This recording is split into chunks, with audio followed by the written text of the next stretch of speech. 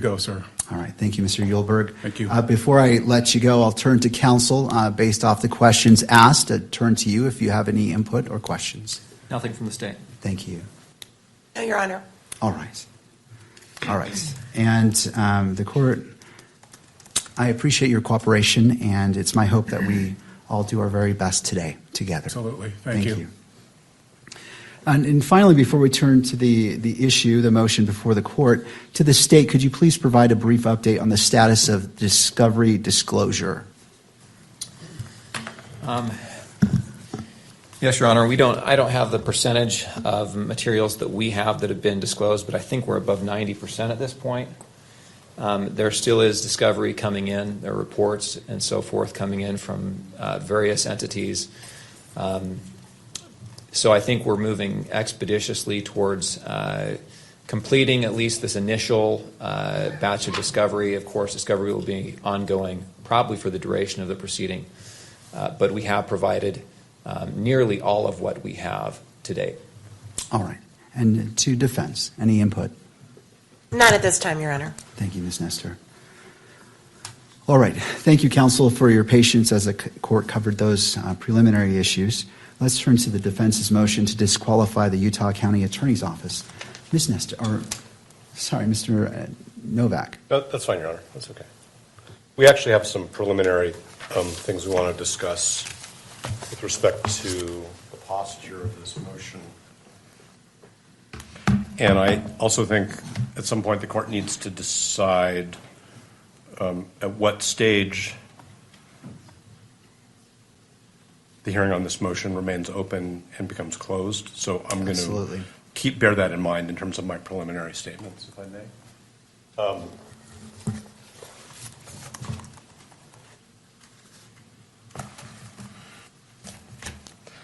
When we filed this motion to disqualify, and when I say we, I mean Mr. Robinson's counsel, we fully expected that what the Utah County attorneys would do is refer the motion to the Attorney General's office so that the Utah County attorneys are not in the position of representing their own interests as potentially conflicted attorneys in a potentially conflicted office, and representing the state's interest in the prosecution. We heard informally from the state's attorneys that they were preparing a response and when it would be provided. And then what we received, and again I'm bearing in mind that we're in an open hearing at the moment, was a brief where I'm going to say the unsworn representations of two attorneys from that office are basically integrated into points and authorities. We don't have affidavits from Mr. Gray or from the other attorney. We have argument. We noted in our reply that we were surprised, that's in footnote 2 at page 4, that the Utah County attorneys were representing themselves in connection with a motion alleging that they have a conflict of interest and that the state was not being represented through the Attorney General's office. We did some further research on this, and we have some case law that we can provide the court. I suspect that the court is very familiar with the fact, just from its own experience, that in appropriate circumstances, the Attorney General's office can either, one, represent the state in what was a county prosecution with respect to a disqualification motion so that the boundaries are clear, or if there's an ultimate finding or conclusion that there's a conflict of interest, take over the prosecution or assign it to another county. So we're very concerned that we're getting off on the wrong foot, if I can use that metaphor, because we have officers of the court who are both representing their own interests in continuing to be the prosecutors in this case and representing the state in a situation where there should be what I would call, at least temporarily, conflict counsel. I'm not sure that's the term the Attorney General uses, representing the state's interests. There's a Supreme Court decision which is called State v. Jimenez, Jimenez, which I can provide a citation for.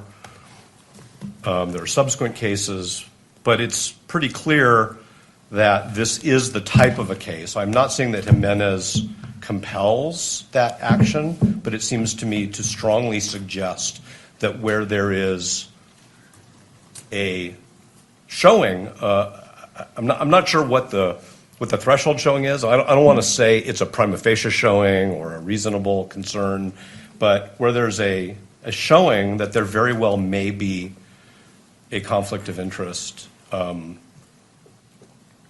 that hasn't been handled by a particular state attorney's county attorney's office, that what's in the interest of the litigation, of the public, of the parties, is for the Attorney General to step in. And the citation for State v. Jimenez, if I may, is 588 P. 2nd 707. Of course, I can provide the court with the Utah citation as well.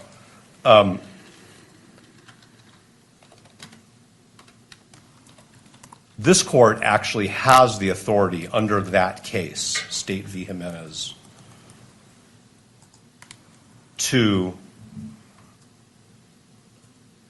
direct the Attorney General to step in, not for the entire case at this stage, that's not what we're saying is necessary, because that requires a finding of a conflict of interest, but to step in or to designate somebody to step in for the purposes of litigating that motion. Okay. And so we're very concerned that even going forward with an evidentiary hearing where members of the Utah County Attorney's Office are both litigating as representatives of the state in a prosecution and essentially defending their own propriety of proceeding in this prosecution is problematic. As far as being prepared, we're of course prepared to go forward with an evidentiary hearing, but we think that it's improvident, and we think that what the court should do if the Utah County attorneys have not or don't, if given the opportunity, do this on their own, is that the court should designate the Attorney General's office for the purpose of litigating this motion. The court might ask, hypothetically, the question, has the Utah County Attorney's Office conferred with the Attorney General about this particular question? And we are not in the dark because, as Ms. Nestor will tell the court, as an officer of the court, she's spoken with the Attorney General's office and they have not been consulted about this. Okay? So this is a motion to disqualify a county attorney's office based on what we believe is a material, significant conflict of interest that it's clear they haven't even tried to address by way of a screening, which of course is a term of art, because their position is no screening was necessary. We're not even here to discuss whether the way in which a particular attorney was screened off was adequate. Their position, as their own advocates, is we've already decided no screening is necessary. So what we've been told by the Attorney General's office, Ms. Nestor can represent to the court exactly what she was told, but basically that there has not been consultation. And while that is Mr. Gray's prerogative, we think it's wrong, and we think that this court needs to exercise its authority to intervene and say, in this case, for this kind of a motion, the court needs to hear from a representative of the state who does not even appear to have a conflict of interest. So that's our preliminary statement about these issues. And again, I hope I've avoided saying anything that should have been said in a closed hearing. I think I was pretty good about that. So that's where we are before we even get into the litigation of it. And I don't want to be formalistic, and I'm certainly not trying to be confrontational, but I think actually what we think the court should do is the court should strike the Utah County Attorney's response to our motion and direct the Attorney General to take up the responsibility for responding to our motion in whichever way clearly non-conflicted attorneys representing the state think they should, how it should be responded to. And if I've muddled, I always say this, Your Honor, if I've muddled anything or confused anything, please say so, and I'll try to clarify. Thank you. I do have some questions for you as it relates to this. I wish to consider all the authority that you wish to cite to. I mean, obviously, you came into this hearing knowing that this is something you're going to present, and this court wants to be efficient with time, but thorough. Yes. And not jumping to conclusions. Can you give me all the authority that you wish for me to consider in considering your request today?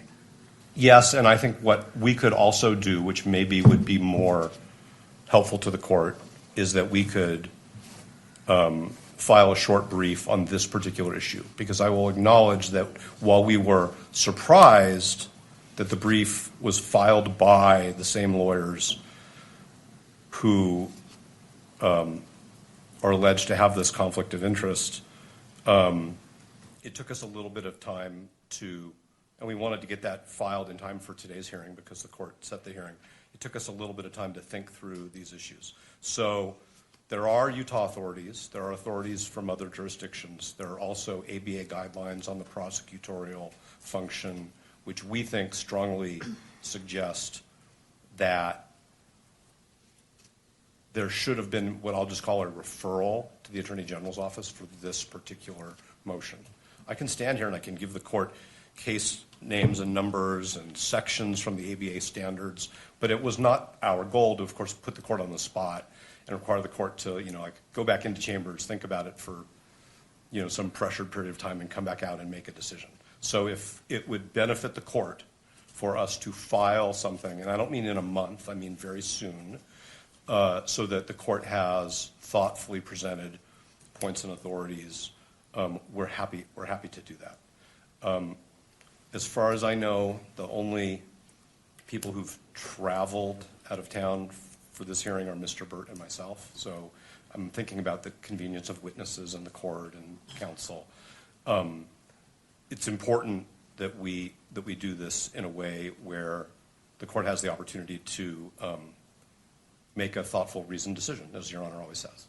So that would be our proposal, is that if the court is open to receiving authorities, that we recess this hearing for, whatever meets the court's schedule, whether it's a week or 2 weeks or a few days, and we can provide the court with something, and we'll come back. But we do think this is a serious issue, because I think the question of who litigates this issue on behalf of the state is in itself wrapped up in this conflict. And we want everybody to get this right. Thank you. Once. My question for you is, knowing this, why didn't you file a motion prior to today's hearing, knowing that the court would be in this position based off of your request to prepare the court, prepare opposing parties, and to be efficient in our use of time? I'm trying to understand. I understand what you're saying, and I understand that things evolve, but I'm trying to understand why that wasn't filed in advance of the hearing to put the court on notice at the very minimum, and just to allow the court to do what the court does.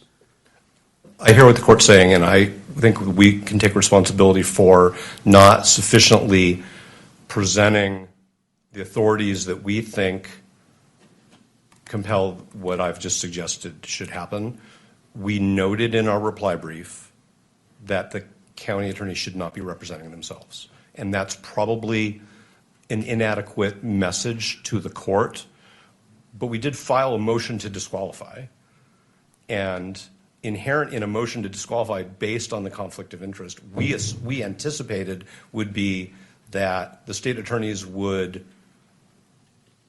seek representation from a clearly non-conflicted, appropriate prosecutorial authority, which, as I've done further research, and Mr. Byrd and Ms. Visser and Ms. Nestor and I have all done further research literally up until earlier this morning, we think it's pretty clear that this court has the authority to make that, I'm going to call it a referral. I think it's an order referring it to the Attorney General if the Utah County attorneys choose not to do so. And the additional information, which we did receive today, I'll just tell you that, was that there had not been any communication between the county attorneys and the Attorney General's office concerning this issue. So I'll fall on my sword. If the court thinks I should be sanctioned for not bringing this up sooner, I hear the court, but we are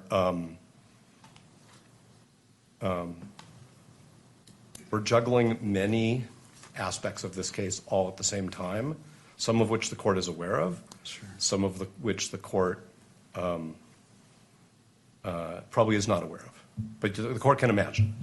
No, and I appreciate that. It's not the intent to sanction you. I understand that issues come up, and there's a lot going on. And so the court appreciates your candor and representation today. So these items can evolve. And so the court is not finding fault with you. It's just hoping that as it requires a lot of time and resources for you and for fellow attorneys and for the opposing party and for other parties, we just might want to make sure we make the best use of our time when we're together. I hear everything the court is saying. I take it to heart. I understand what the court's saying, and we are cognizant of the time that the court devotes to preparation for these hearings. So that's all I can really say. Sure. And also for Mr. Robinson himself and the victim representative, Ms. Kirk as well. We just want to do our best, and I understand, and I'm not finding fault with you, sir, or your team. We've all been in court. We all know what happens, so I understand. I'll turn to the state. Oh, and I'm sorry. Is there anything further that you wish to represent? No, I could provide the court with more citations, but I'm just wondering if that's really the best way to give the court a list of verbal citations. I think with all consideration for, and we probably have, with all consideration for the fact that the court wants to be thorough and careful, and we do as well. We don't want to shoot from the hip, but I think that we just decided that this was something that we needed to bring to the court's attention in a much more fulsome way once we understood not only the way this was developing, but, frankly, the way the Utah Supreme Court, the ABA guidelines, courts of appeals subsequent to State v. Jimenez, and the information that we received today from the Attorney General's office, which isn't a secret. It's just we had a conversation and we learned that there hadn't been any consultation. If there had been consultation and the Attorney General had said, no, we think you're good to go, then that would be different. And that's what we learned this morning. All right. Well, I'll go ahead and take those authorities right now. If you'd like to list them, court is ready. So the second one would be State v. Robertson, and that is also a Utah case, 886 P. 2nd 85. There's the ABA prosecution standards. I would refer the court to section 3.1.7 and 3.2.5. And those are, I think, the places to start. Is there any Utah rule on point that addresses this issue? So the case of State v. Jimenez, which I referred to, which is the Supreme Court, does actually cite a statute. Okay. Anything further that you wish for this court to consider at this point in the proceeding as it relates to this issue? No, and depending upon the statements of counsel, we may have some response if the court permits it. Of course. All right. Thank you. Turning to the state, Mr. Gray.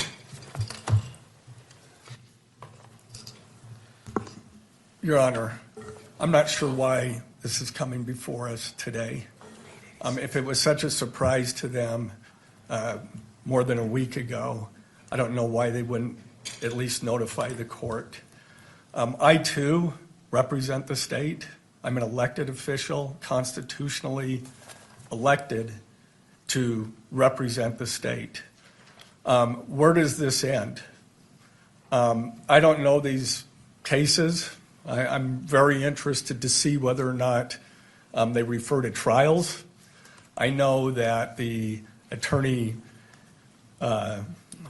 Utah Attorney General's office, they've done the same thing that we have in Rule 11 motions, where one counsel on the team examines their boss, in fact, on the matter. So I just think this is ambush and another stalling tactic to delay these proceedings. There's no reason that they could not have at least filed the motion and asked for time to brief it.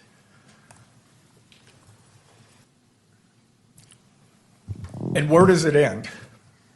Do we get to respond to their motion to have the Attorney General's office respond, or does the Attorney General's office have to respond to that one too? I'm not, well, anyway, I've stated my, it should have been done far earlier if that was their case, if that was their claim. And if I could just turn the time over to Ryan in case he has something else. Thank you, Mr. Gray.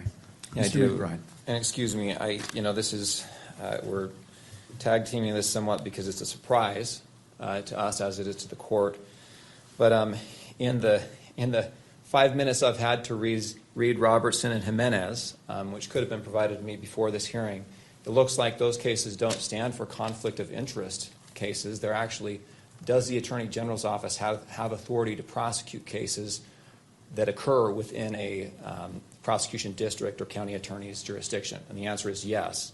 It's not about taking conflicts from the few minutes I've had to read those cases. I do want to state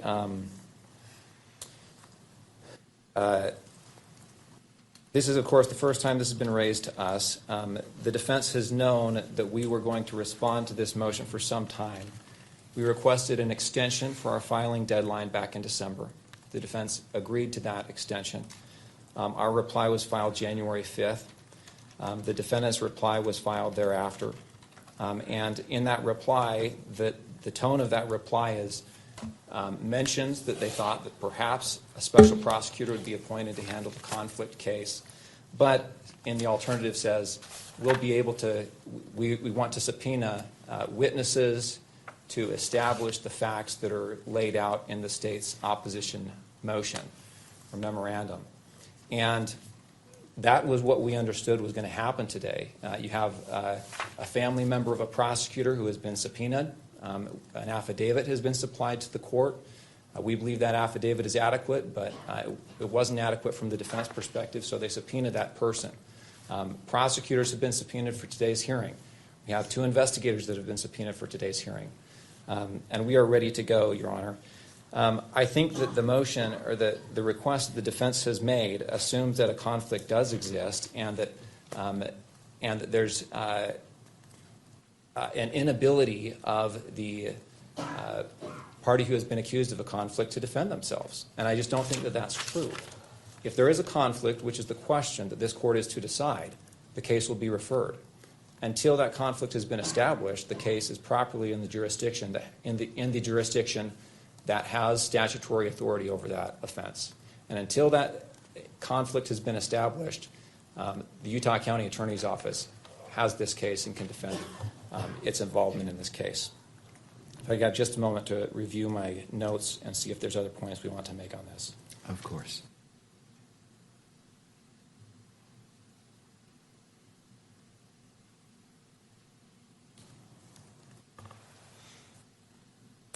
There is one other point I wanted to make, which is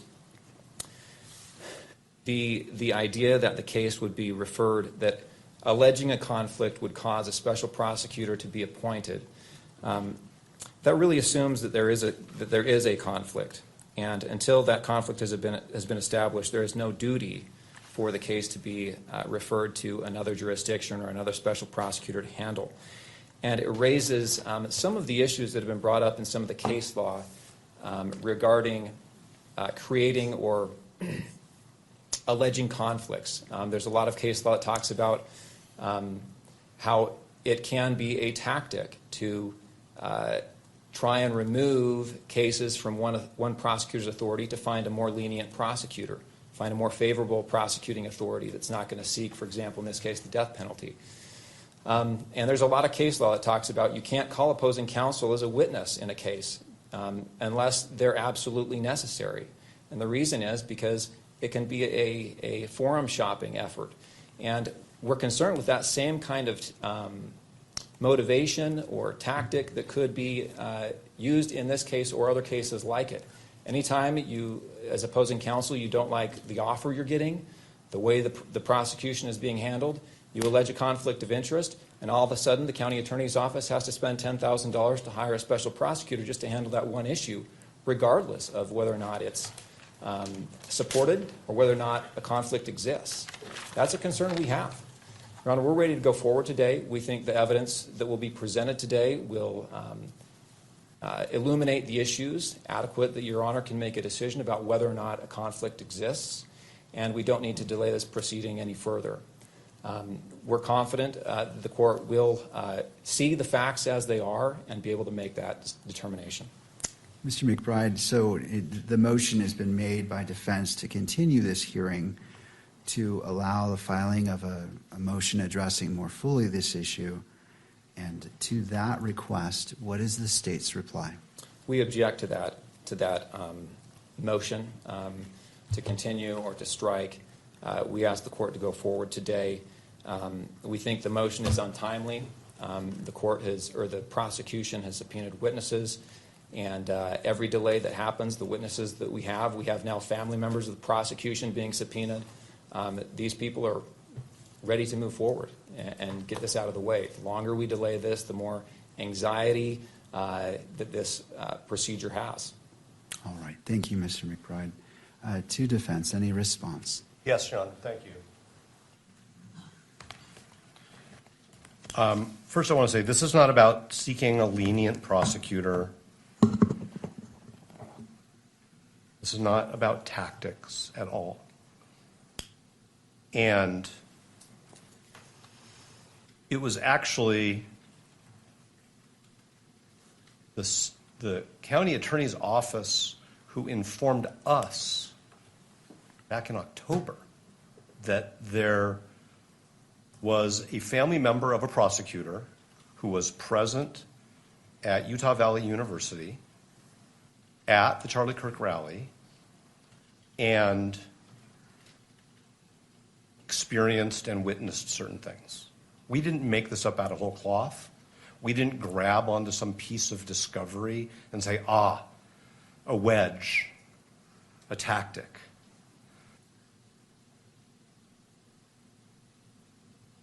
The Utah County Attorney's Office informed us in late October that we needed to know about this, and we informed them, fine, that's your position, it's not a conflict of interest. We think it is, and we intend to litigate it. So it's not a tactic, it's not something that we've made up out of whole cloth because, like I said, we found a needle in a haystack. It's something that they properly brought to our attention, but we firmly believe that the law supports the conclusion that that particular prosecutor should have been screened off. There's good case law on screening, which we did fully cite in our briefs in a timely way, and there was no effort to screen off that prosecutor, and that has now created a problem for the whole office. That is not made up out of whole cloth, and like I said, it's not about tactics or lenience or delay. This isn't delaying anything, at least on our part. The other thing that I want to point out is to say that until this court decides there's a conflict of interest, somebody else shouldn't be handling this issue is circular. Because by that point in time, the court would have already allowed the conflicted attorneys to represent the state in a hearing on their potential conflict. So I actually think the way you avoid that circular argument and the sort of harm that arises if the court were to find that there is a conflict is to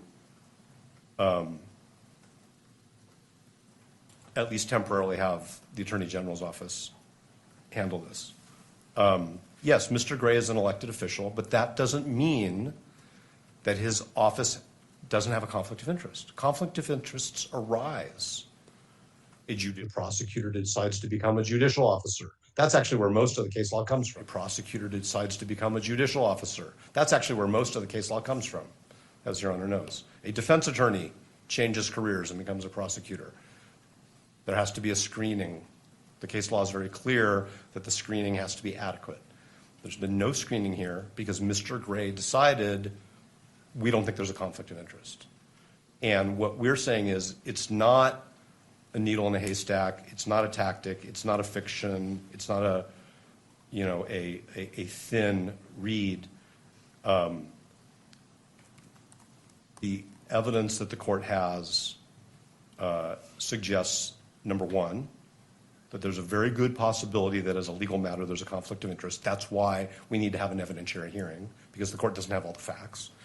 And number two, that the Utah County Attorney's Office, because they decided early on, without consulting with anybody, that they didn't have a conflict of interest, didn't put any screening mechanisms in place.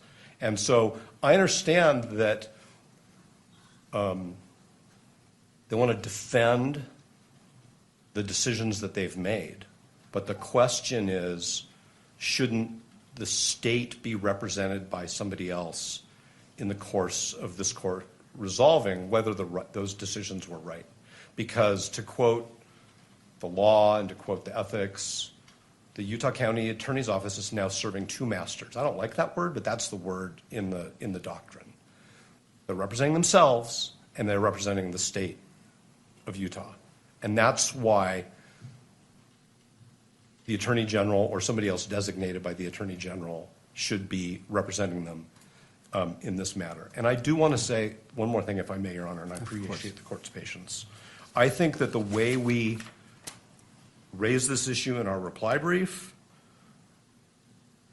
is not as accommodating to just letting it go as counsel suggests. What we said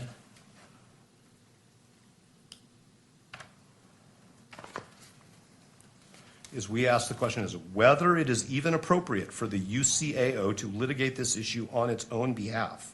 While the UCAO may have provided this court with the information that it has deemed relevant to this issue, the scope of the disclosures and litigation of this motion should have been assigned to another state agency, such as the Attorney General.